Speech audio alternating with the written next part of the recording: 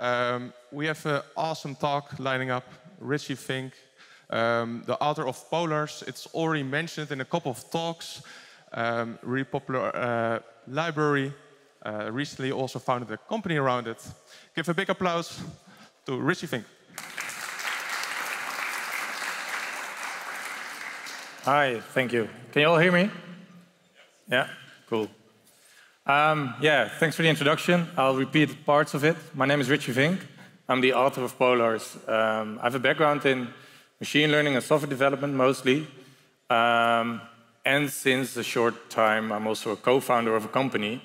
We're also hiring, so if you have a strong background in Rust and are interested in databases, reach out. That would be awesome. Today, I'm going to talk a bit about what Polars is, so a very short introduction. Can I get a raise of hands of people who use it already? It gets better. And people who know it? Heard of it? Ooh, great.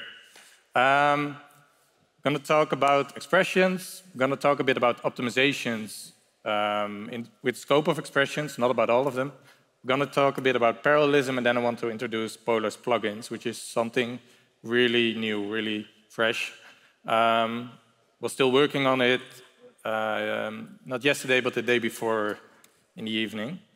So what Polars is? Polars is a query engine which focuses on a data frame frontend. And as a query engine, it respects decades of research in relational databases. We use lazy evaluation, which means we get query optimizations, which can give a lot of performance benefits. We minimize materializations by introducing copy of write or making operations slice aware. If you, for instance, do a sort, but you only need the first 100 rows, you don't have to materialize all the data in the sort operation. The data types are constructed to amortize access and allocation costs. It's written in a low-level language. It's written in Rust, which gives us full access of memory and full control over performance where we need it, and also gives us very much control of how we use parallelism and how we use threading. And it's therefore really designed for effective parallelism from the ground up.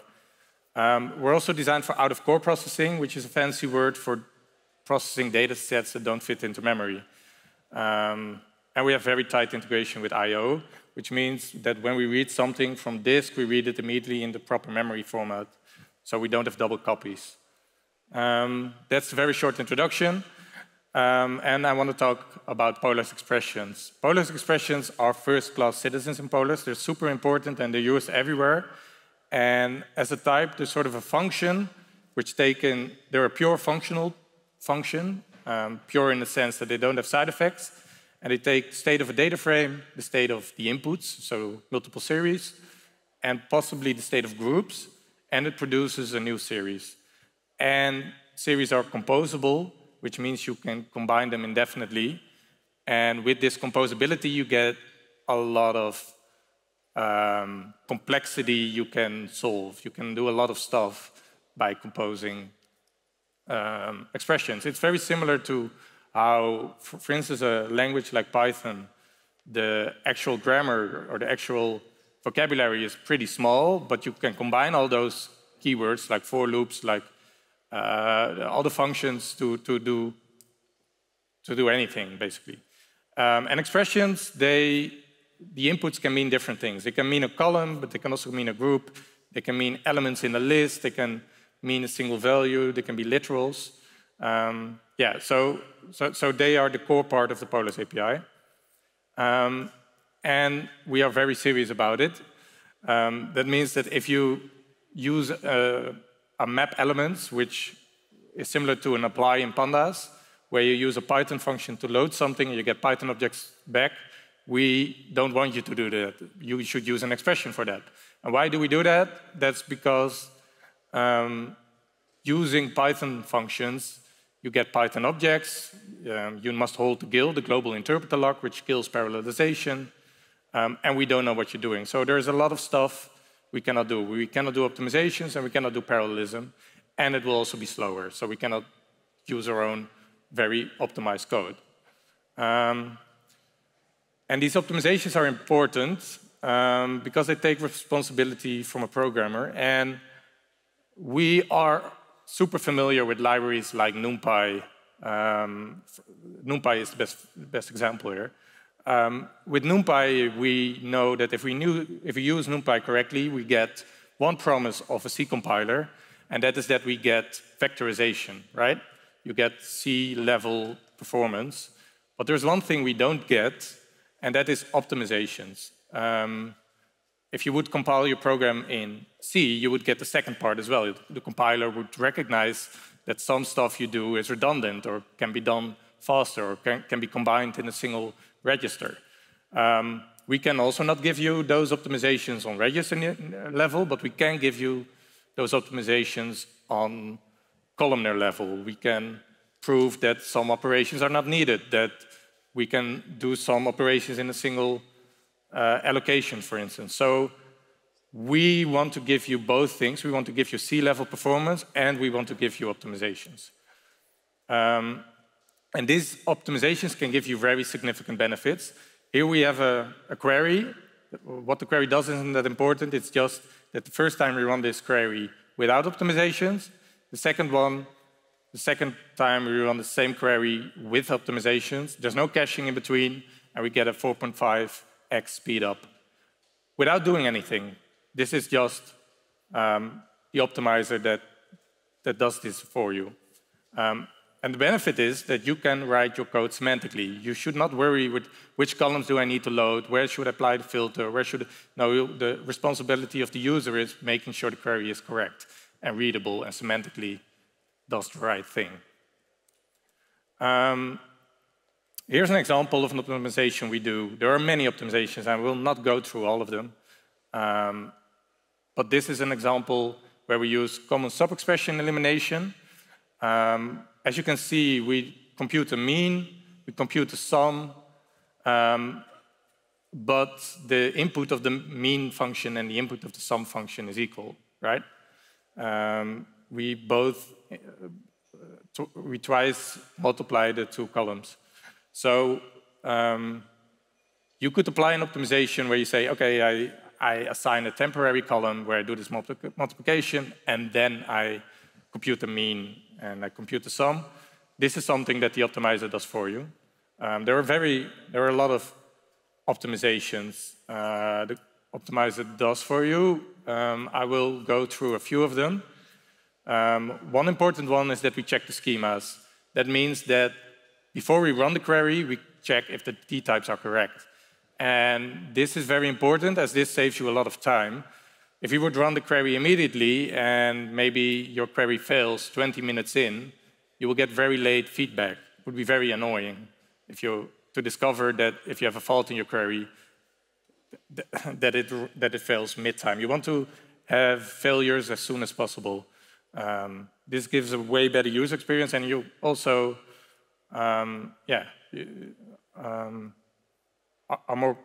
you trust better that your query is correct. We do projection pushdown, which means we take the columns you want to read, we read them at the scan level. At the moment we read the files, read the columns from the files, we don't read columns we don't need. If you would do this naively, you would first read a whole Parquet file and then select the columns, which would be wasteful, right? Because I loaded bytes from disk into memory and then I dropped them. We do the same for predicates, for filters. So if you skip rows, we do this at the scan level to ensure that those rows are not materialized. We do the checks. In Parquet files, there are also statistics, and it can be possible sometimes to prove that we don't need to read whole row groups, and we can skip whole bunches of data at a time. We change the ordering of branches in a join. Sometimes it's faster to first evaluate the left part of a join because we know the table is smaller, for instance. So we keep some cardinality. We do scan sharing. So if you have if you read a file multiple times and you join that on the same query, for instance, we recognize this. Hey, this part of the query is used multiple times. We could execute it twice, or we could store it in a cache and just keep it in the cache as long as you need it. This is very similar to common sub-expression elimination and common sub-plan elimination, which eliminate duplicates in your query, or things we can cache, we cache them temporarily. The second thing you get with Polars expression is parallelism, and you get them for free without thinking of parallelism. You can only think of semantically of your code. And we use a strategy for this, and this is called work stealing. And work stealing means that we push tasks to be executed on a thread pool, and we have a queue of tasks. And if you look at those cores, so here we visualize 3 cores, and every core has got a queue of tasks. And we can publish tasks on a queue, and then that queue will process the task that it has to finish. And once it is done with its queue, so in the second image, we see that the third core is done with its work, the queue is empty, it can fetch some work from another core. That's called work stealing. So it steals some work another core is doing. And as you see, the second queue has halved because it's now done by two threads or 2 cores. This really helps to saturate your cores. So we have a thread pool which is commonly set to the amount of cores you have, and those cores are always busy with useful work. Publishing tasks to a queue is very cheap. It doesn't require any serialization. It doesn't have any thread startup costs. So starting a thread from the OS is pretty expensive. But we always have the threads in the thread pool locally, so we never have to start them. The threads are already ready. Stealing work requires temporary locking. So therefore, we try to make the tasks big enough. So you don't want to have a lot of super small tasks, but you want to distribute the task. The tasks should be reasonably big.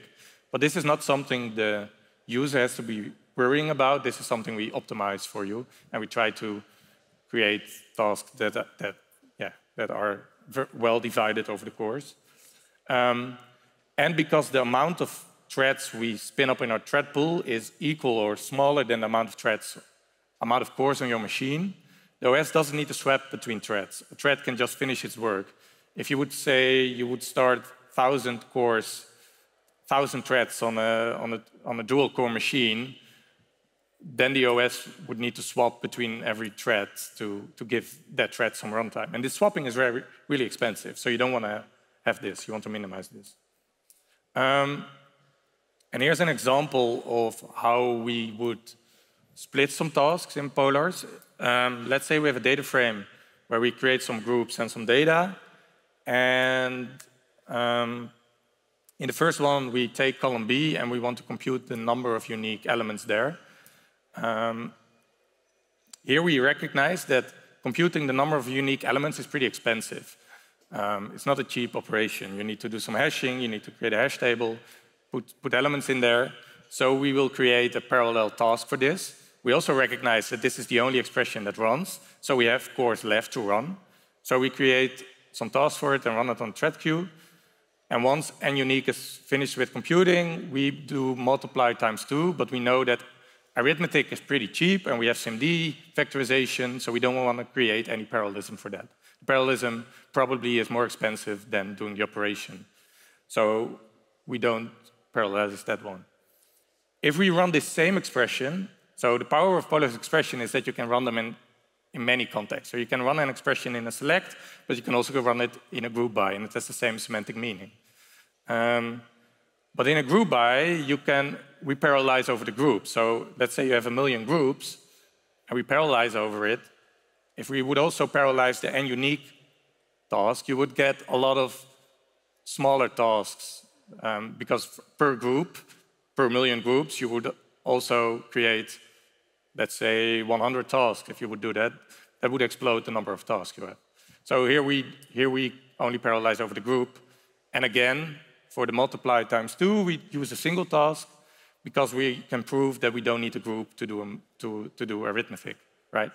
The times 2 doesn't matter what the groups are. This is all done for you. You don't have to think about it. you just write your query. The thread pool in Polars is not bound to a single query. That means you can use Polars as a work scheduler in something like Airflow and just write your query and push it on an async queue or and collect everything, and it will distribute the work on a single machine. It will ensure the work is divided over the cores. You can accept the work on the server, collect it and return it, but you will not saturate the server's cores because you will use the Polars thread pool. And you can get you can get Polars. You can use Polars as a compute library and get very effective parallelism. I want to go a bit more about this later in this talk. So, yeah, an important thing as a result of the design of Polars being focused on parallelism, being focused on writing everything, designing everything from the ground up, using optimizations that are already done in most query engines, we see that Polars has very good performance. It has, I think it's among the fastest open source query engines out there, within an order of magnitude of those results. This is a TPCH benchmark. The TPCH benchmark is a benchmark typically ran in database. In the database world, it's got also more typically database-like problems. For data frames, you could probably better have a different benchmark with more data frame-esque operations. But yeah, this is a good benchmark to see where it stands on complete queries. You can see more about these benchmarks on our website. You can also see more benchmarks on the DocDB website, where they done the database benchmark benchmark, which is more on operations and not on optimizers. And I want to show a bit more about Polars plugins. So Polars plugins is something new, so you can also benefit from this expression engine. And the idea is that you can compile your own plugins, you can compile your own binaries and hook them into the Polars engine, and then you can run your expressions without interference of Python. So you can register them as a dynamic library into the Polars engine, and then you can call them from Python, but they will run without interference of Python. And the benefit of this is that we don't have any GIL contention. So for instance, if we do this expression in this group by, where you have thousands of groups, we would call this expression thousands of times. If you would have the GIL there, thousands of times in parallel, if you would have the GIL there, there would be a central point of locking. So it would slow things down. And with this, you won't have that. So let me show a little bit about how this works. So here's an example of an example crate where we've shown it. You can create a new crate, which is... Are people here familiar with Rust? I'm going to show a little bit of Rust code, but not too much. Slight-ish. Okay, they use snake case, so that's familiar. Maybe that's about it. You can start a new crate, and you can say, okay, I have some source, and for instance, let's say I want to make an extension in Polars where I create different distance functions. I can create several functions which compute a distance. So we have a Haversine distance, we have a Hamming distance, you can have a few more, right? This is just Rust code which computes the distance. You have to trust me on this, that this does what it does. Here's the interesting part. You can create an expression or a function that takes in as input a polar series. Oh, sorry for this. That takes in as input a polar series and returns a result with a polar series. And here you've got this implementation of this function, which is up to you to create that. And then you annotate it with this attribute. And this attribute will do all the magic for you. This attribute will expose this as a C function. We'll ensure that it creates a few more functions which we can hook up then. And then we're out of the Rust world and we can go back to the Python world. Then in the Python world, we can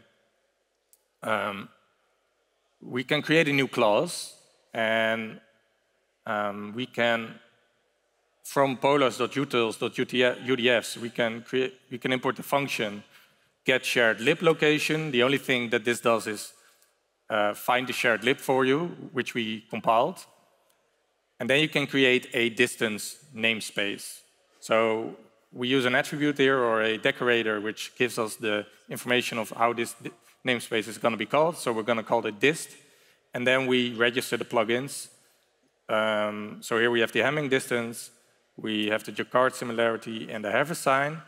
And here in the keyword arguments, we can add some extra functionality which describe to the optimizer how this function behaves. If this function is element-wise, we can apply certain optimizations. If it's not element-wise, for instance, a sort is not element-wise, the sort needs all data, we cannot do some optimizations. We cannot naively dispatch that to every thread, for instance, because a sort needs to communicate. In any case, you can then compile this function, and then once it's compiled, it creates this shared library here. Here we see it. And then we can just from polars, or from another Python file, we can import polars, which is the polars from PyPy, which we just downloaded. And then from our own expression lib, we can import our new namespaces. For instance, we import distance, and that's all we need to do. And then we can just, here we create a new dist, or we use this expression. We say column.names.dist.Hamming distance, and we give the inputs. Now, if we run this will run, it will produce the outputs, and it will run without interference of Python. So we only use Python to register the dynamic library. We say, here is the dynamic library, here's how to reach it. And later we can say we want to use this function. Then Polars builds a logical plan and will run this query completely in Rust. And you can now create your own namespaces or your own extensions. And this will be very interesting if you want to do stuff which is more exotic, which doesn't fit into the Polars library per se. If you want to do, for instance, NLP processing, which is pretty specific, domain specific, or you want to do genomics, you can now create your own expressions. You can focus on the implementation of that, make sure that's correct. You can register it on the Polars engine, but you will get parallelism, you will get optimizations, you will get all the benefits expressions have. You can use them in a pivot, in a group by, in a select. You can use them anywhere, but you can extend with your own domain-specific logic. That's what I wanted to show you. This is very new. And I've got a last word, and that is that, yeah, go to the project, follow us on GitHub, join our Discord as well. There's a lot. If you want to learn more about Polars, there's a very active Discord. There are a lot of people. They are really helpful understanding how stuff works. And there's a new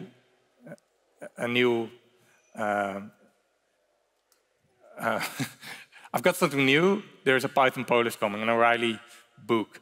It's going to be written by Thijs, who sits here on the front. They just got the early release. They almost finished the early release, and they can share it in the Discord. So if you join the Discord, in a few weeks, I think the PDF will be shared, and you can already take a look, and they want some feedback on that. So the book is going to be out next year. But yeah, this is exciting news. I never thought there would be a book about something I've written. So yeah, that's really cool. Thank you. And if there are questions, please ask. Thank you for the talk.